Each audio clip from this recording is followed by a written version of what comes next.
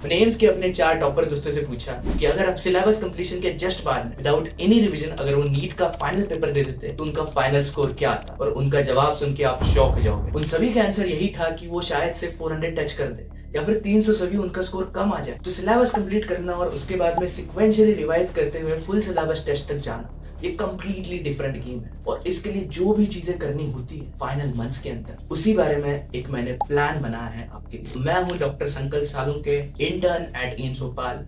चालू करते हैं एक 3 मंथ अल्टीमेट प्लान। तो ये 3 मंथ प्लान है, उसके लिए आपसे मैं एक चीज एक्सपेक्ट करता हूँ, आपको ऑनेस्ट रहना। Be honest to yourself. कुछ भी हो जाए, आपकी अगर सिलेबस कंप्लीशन डेट 15 मार्च आपने सेट की है, आगे चिपका कि मेरी 15 मार्च फाइनल डेट, कमेंट सेक्शन में लिख दो कि मेरी 15 मार्च फाइनल कंप्लीशन डेट है, उस टाइम तक मैं सिलेबस कंप्लीट करूंगा, मतलब करूंगा। ये चीज अगर आप नहीं करोगे, ऑनेस्ट नहीं रहोगे अपने साथ में, फिर से हम ड्रॉपिंग के चक्कर में फंस जाएंगे, फिर से हमें ड्रॉप करना पड़ेगा, क्योंकि एट द एंड जाके हमें कुछ नहीं समझ आता कि क्या करना। रिवाइज करें, बैकलॉग करें, मैकेनिक्स को रिवाइज करें, क्या करें, कुछ नहीं समझ आता। अभी से अगर हम प्लान करेंगे एग्जैक्टली और उसको फॉलो करेंगे, एंड में जाके रिवाइज करना बहुत आसान हो जाएगा। तो ये जो 3 मंथ का प्लान है जो आपको दिख रहा है, उसको मैंने डिवाइड किया है। हर एक महीना मैंने 4 वीक्स का कंसिडर किया है सिंप्लिसिटी के लिए। बाकी जो दिन बच जाएंगे वो एज अ बफर एक्ट करेंगे। तो फरवरी को मैंने 4 वीक्स में डिवाइड किया है, मार्च को 4 वीक्स में, अप्रैल को 4 वीक्स में, और अपने पास ऐसे करके टोटल मिला के 12 वीक्स बचे हैं अभी से लेके। 12 वीक्स में मैंने डिवाइड किया है कि 6 वीक्स हमारे जाएंगे सिलेबस कंप्लीशन में और 6 वीक्स जाएंगे प्योर रिवीजन। ये होगी अपनी प्योर रिवीजन और ये हो गया सिलेबस कंप्लीशन। अभी यही चीज वेरी कर सकती है। कोई लोग बोलेंगे कि मेरा सिलेबस 15 से पहले हो जाएगा, तो वो पहले कर सकते हैं। कोई लोग बोल सकते हैं कि बाद में करना है। ये नहीं करना है, बिल्कुल भी नहीं करना है। सिलेबस कंप्लीशन डेट आगे नहीं जा सकती, पीछे आ सकती है कि सिलेबस कंप्लीट पहले कर सकते हो। अभी कुछ लोग बोलोगे कि पीडब्ल्यू का सिलेबस लेट हो रहा है, हमारा एलन का सिलेबस लेट खत्म हो रहा है। तो ये जो चीज़ है ये बिल्कुल अवॉइड करनी है। जो कोचिंग का सिलेबस एंडिंग डेट है या फिर उनका शेड्यूल है या आपका शेड्यूल नहीं है, आपको जो चीज़ें सही है, जिस चीज़ों से व्हाइट कोट मिलता है, वो चीज़ें करनी पड़ेगी। और वो चीज़ ऐसी है कि सिलेबस कंप्लीशन 15 मार्च से पहले हो जाए। अगर 15 मार्च से पहले आप सिलेबस कंप्लीट नहीं करोगे तो आपको 6 वीक्स नहीं मिलेंगे रिवीजन के लिए। और 6 वीक्स एक मिनिमम अमाउंट ऑफ पीरियड है इतना बड़ा नीट का सिलेबस रिवाइज करने के लिए।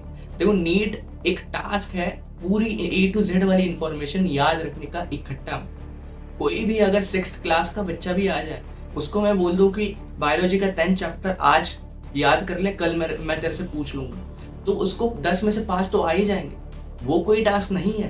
टास्क ये है कि अपने कुल मिला के जो अप्रोक्सीमेटली 100 चैप्टर है, फिजिक्स, केमिस्ट्री, बायोलॉजी, वो इकट्ठा याद रखना, ये टास्क है। और वो टास्क करने के लिए फाइनल 6 वीक्स जो है वो बहुत क्रूशल है, और वो मिनिमम अमाउंट ऑफ पीरियड है। कोई भी कितना भी IQ का बंदा मैं ला दूं, उसको 6 वीक्स तो लगेंगे ही। कितना भी बड़ा टॉपर हो, उसको उतना टाइम तो मिनिमम लगेगा। यूजुअली जो टॉपर्स है इससे ज्यादा टाइम देते, तो इतना टाइम मस्ट है। ठीक है, आप पहले कर सकते हो, सिलेबस कंप्लीट कर लो, कोई दिक्कत नहीं है। उसके लिए क्या करना है, मान लो कि आप 6 वीक्स बच रहे हैं यहाँ पे, उसकी जगह पे आपको 8 वीक बच रहे हैं, तो उसके लिए मैं अलग से प्लान बता दूंगा। ठीक है, उसमें भी कुछ अलग नहीं करना है ज़्यादा। ये जो पोर्शन है इसमें सिलेबस कंप्लीट करना है, जो हाफ पीरियड है 6 वीक्स का, और अगला 6 वीक्स का पीरियड है, इसमें हमें क्या करना है, रिविजन करनी है। और रिविजन में 6 वीक्स जो है उसको मैंने हाफ में डिवाइड किया। आपको दिख रहा होगा ये 3 वीक्स, ये 3 वीक्स। पहले 3 वीक्स में हम क्या करेंगे, पार्ट टेस्ट देंगे, और दूसरे 3 वीक्स में हम क्या करेंगे, फुल टेस्ट, फुल टेस्ट देंगे लास्ट 3 वीक्स में। ठीक है, और फर्स्ट 3 वीक्स में थोड़ा सा सिक्वेंशियली जाएंगे, हम पार्ट टेस्ट लगाएंगे। पार्ट टेस्ट हम ऐसे लगाएंगे कि 2 series of part test is must. मैं बोलता हूँ किसी को भी कि अगर आपको अच्छे से रिविजन करनी है, कि हर चैप्टर को एक बार विजिट करना है, तो 2 पार्ट टेस्ट एक मिनिमम क्राइटेरिया। उसमें भी आप ऐसे कर सकते हो, एक आइडियल बता रहा हूँ मैं, थोड़ा वेरी कर सकते हो, मैं एक आइडियल चीज बता रहा हूँ कि 2 वीक्स के लिए एक राउंड लगा दूं पार्ट टेस्ट का, और 1 वीक में राउंड लगाओ पार्ट टेस्ट का। 1 वीक को थोड़ा एक्सटेंड कर सकते हो, 8 दिन 10 दिन कर सकते हो, बट उससे ज्यादा मत करना। और जो पहला राउंड है उसको 2 वीक की जगह पे 15 डेज 18 डेज कर सकते हो। ठीक है, उतना ही मैक्सिमम करना। उसके अंदर आपको पार्ट टेस्ट नंबर 1 खत्म करना है, और दूसरा पार्ट टेस्ट नंबर 2 खत्म करना है। पार्ट टेस्ट नंबर 1 में आपको ज़्यादा टाइम मिलेगा कि अच्छे से आप रिवीजन कर पाओ हर एक चैप्टर की। पार्ट टेस्ट 2 में एक थोड़ा स्पीड अप प्रोसेस रहेगा सारे सिलेबस को रिवाइज करने के लिए, और उसके बाद में there is no looking back, ठीक है। डायरेक्टली आप फुल सिलेबस टेस्ट पे शिफ्ट हो जाओगे। बीच में अगर आपको लगाना है 11th only test, 12th only test लगा सकते हो, कोई दिक्कत नहीं है, बट एट द एंड हमें जाना है फुल टेस्ट में। अगर यही चीज, अगर किसी का सिलेबस कंप्लीशन जल्दी खत्म हो रहा है और उसके पास में 8 वीक्स बच रहे हैं, तो उसको भी यही करना है, उसको हाफ करना है इसका, 4 वीक्स इधर 4 वीक्स इधर, जैसे आपको यहाँ पे दिख रहा होगा। और 4 वीक्स आपको क्या करना है, पार्ट सिलेबस टेस्ट कर लगानी है, और 4 वीक्स आपको लगाना है फुल सिलेबस टेस्ट। ऐसे करके हमारा एक रफ ओवरव्यू आपको यहाँ पे मिल रहा है कि हमारे जो है ना 15 तक अपना सिलेबस खत्म हो रहा है, 15 ऑफ मार्च ये है मिनिमम, ठीक है। और उसके बाद में है रिवीजन का टाइम।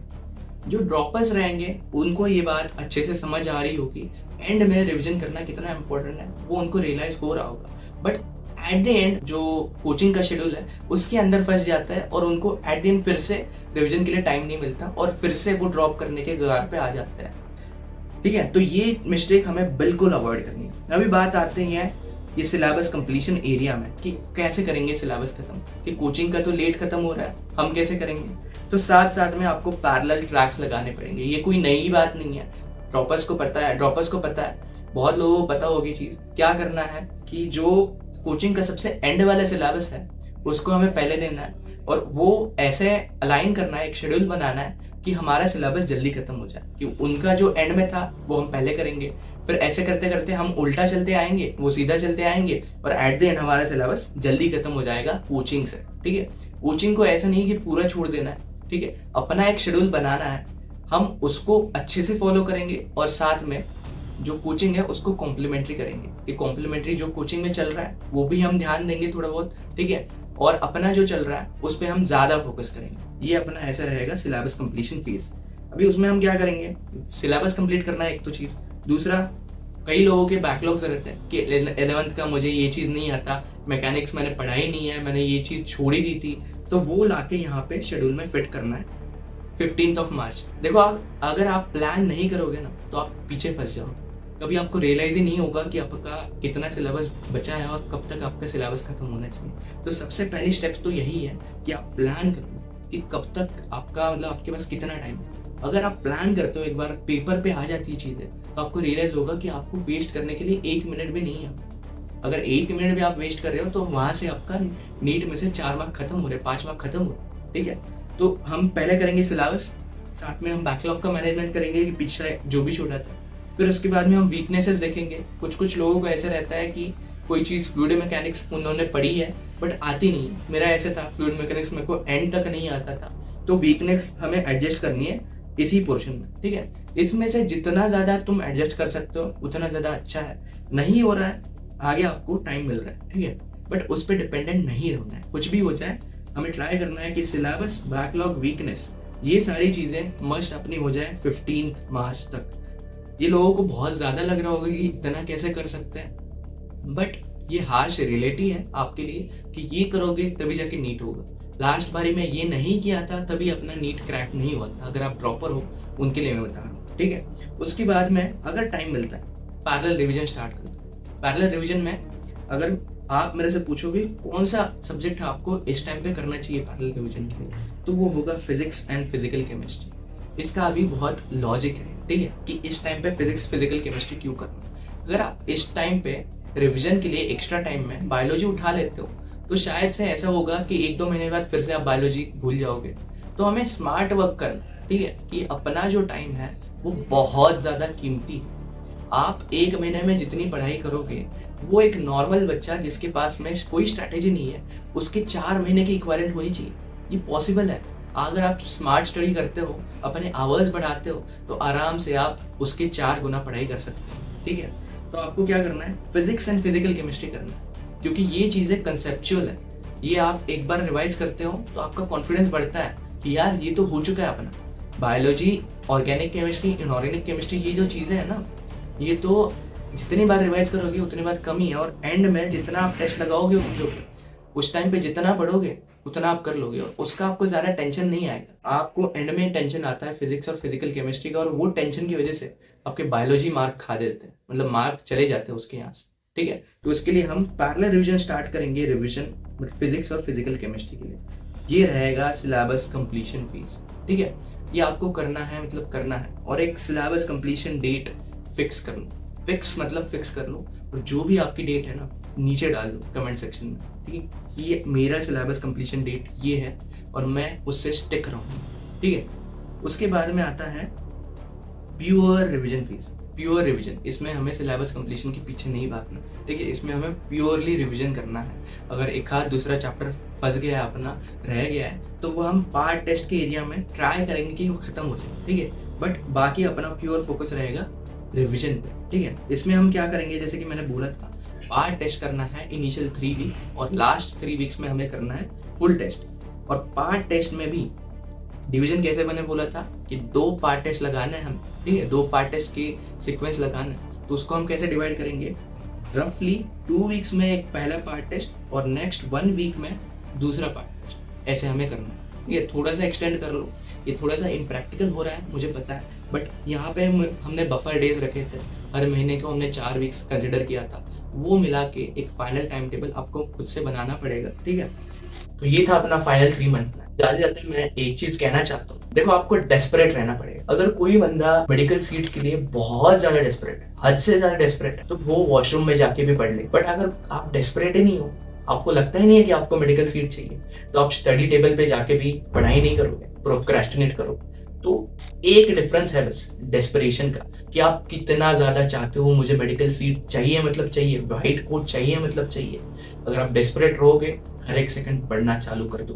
ठीक है, तो जो भी आपके कमेंट्स रहेंगे इस वीडियो के, मैं सारे पढ़ने वाला हूँ। बहुत सारे आपके डाउट्स रहेंगे, उस सारे डाउट्स पे मैं वीडियो बनाऊंगा। सारा प्लान करके रखा है मैंने, बैकलॉग पे वीडियो बनाना है, सिलेबस कंप्लीशन एग्जैक्टली कैसे करना है, मॉक टेस्ट का एनालिसिस कैसे करता है, ये सारे मेरे पास ऑलरेडी बहुत सारा एक्सपीरियंस है कि मेंटरशिप कैसी है, आपको क्या क्या डाउट्स आता है, मैंने खुद से झेला है और स्टूडेंट से भी देखा है।